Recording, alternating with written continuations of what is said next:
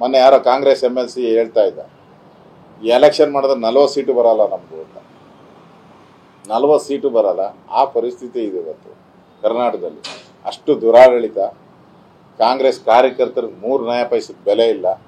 ಕಾಂಟ್ರಾಕ್ಟರ್ಗಳು ಹೋದ್ರೆ ಮಾತ್ರ ಟೆಂಡರ್ಗಳು, ಕಾಂಟ್ರಾಕ್ಟರ್ ಹೋದ್ರೆ ಅವ್ರಿಗೆ ಮುಖಾಂತರ ಹೋದ್ರೆ ಮಾತ್ರ ಕೆಲಸ, ಕಾರ್ಯಕರ್ತರು ಹೋದ್ರೆ ಕೆಲಸ ಇಲ್ಲ.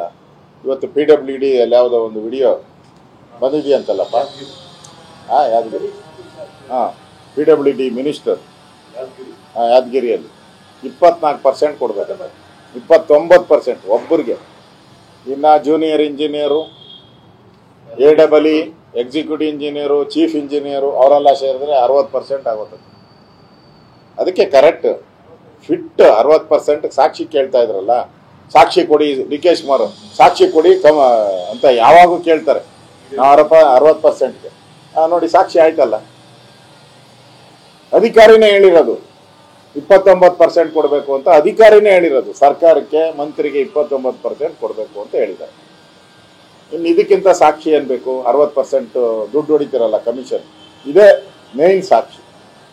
ಹಾಗಾದ್ರೆ ತನಿಖೆ ಮಾಡಿಸಿ. ಹಂಗಾರೆ ನಿಮ್ ಧೈರ್ಯ ಇದ್ರೆ ಕೊಡಿ CBIಗೆ, ಇದನ್ನ ಕೊಡಿ EDಗೆ. ನೀವು ಮಾಡಿದ್ರೆ ಮುಚ್ಚಾಕ್ತೀರ ಬಿಡಿ. SIT ಮಾಡಿದ್ರೆ ಮುಚ್ಚಾಕೋ ಅದು SIT ಆಗೋಗ್ಬಿಟ್ಟೈತೆ ಎಲ್ಲ ಕಡೆ. ಅದರಿಂದ ಈ ಸರ್ಕಾರದ ಲೂಟಿ ನಡೆಯುವಂಥದ್ದಕ್ಕೆ ಇದು PWDಯಲ್ಲಿ ಬಂದಿರೋಂಥ ಮಾಹಿತಿ ಏನಿದೆ ಅದು ಸ್ಪಷ್ಟವಾದಂಥ ಕನ್ನಡಿ.